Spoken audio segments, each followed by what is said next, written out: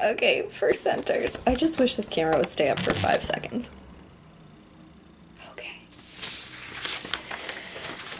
All right.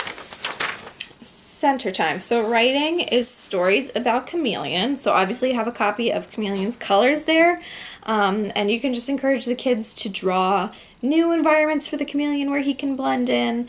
You can talk about what happened to Chameleon when he was in the jungle, and the things from the book that caused his color to change, and maybe if you had some like other books about animals, it might inspire the kids to think of like other stories that might have happened to Chameleon. And obviously feel free to like write down what the kids say, all of that. Let's see. Okay, for books, you can have that camouflage book from your shelf there. You can also have all the animal books that we have. Those are good ones too. The feelings faces game. So this is where we're using those emotion mirrors. I have one here, but I think the rest of them are at the centers.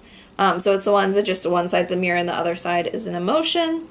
So to make it more of a game, you could have, I think there's a spinner in the materials packet where they have to spin and it lands on an emotion and they do that mirror. But you could also have it so have some of the books that we've already read in the center, and you or another child, but probably better for you, can go through a book and be like, I remember when this character was feeling sad. So where's the sad mirror? Can you make the face like this character? Get a little bit creative with it. And then dramatic play is zoo, going to the zoo.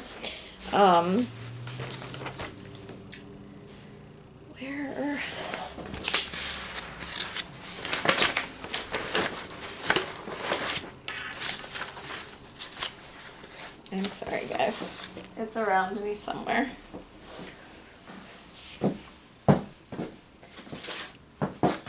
Okay. So you're going to create a zoo in your classroom.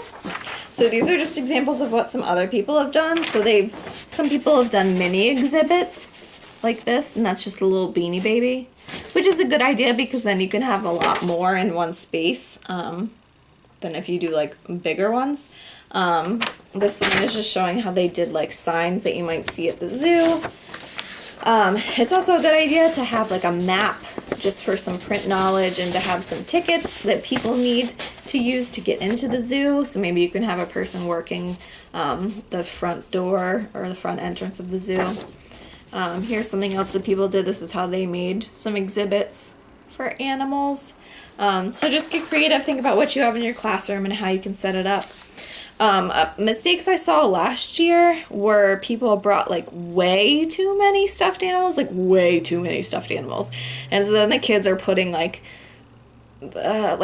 4 animals in one little container, but they're all like, it's like a dolphin and like a lizard and a bear and like animals that wouldn't live together, and it just like got very far off. So be very really think about how you're going to set this up. Don't have too many animals and be really like intentional about it.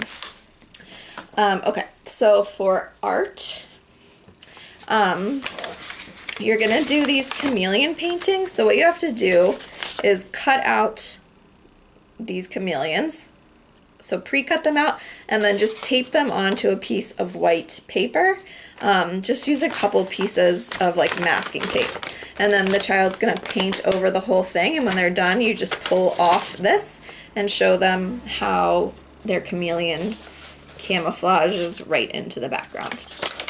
I also found a really cool activity over the summer on Facebook that I somehow managed to find. And I'm going to send you the link for it in the email, but it's really cool. The kids basically just paint a paper plate with a bunch of different colors. And then you put I think it's a paper plate on top of that, and you fasten it with like a paper spinner, and then you have like the cutout of the chameleon, so when you spin it, the chameleon, it looks like he's changing colors. It makes less sense when I try and explain it. I'll send you the video. But if you want to do that one day and do this another day, I think that would be really cool. It would take some prep for the paper plate one because you have to cut out the chameleon on the paper plates, but if someone wants hours, I think it would be a really, really cool activity and something cool for them to take home. So that's everything.